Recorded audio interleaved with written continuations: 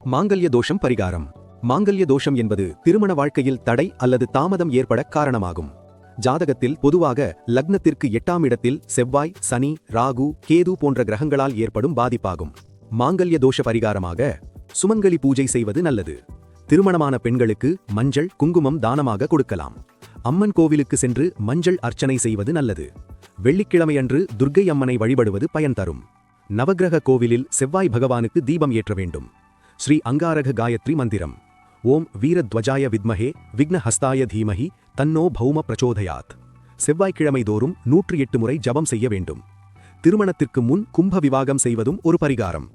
ஏழை பெண்களுக்கு சேலை தானம் செய்வது மிகச்சிறந்த பரிகாரம். அரசமரம் மற்றும் வேம்பு மரத்தை சுற்றி பிரார்த்தனை செய்யலாம். நவக்கிரக ஹோமம் அல்லது செவ்வாய் சாந்தி ஹோமம் செய்யலாம். நம்பிக்கையுடன் இந்த பரிகாரங்களை செய்தால் மாங்கல்ய பாகியம் வளரும்.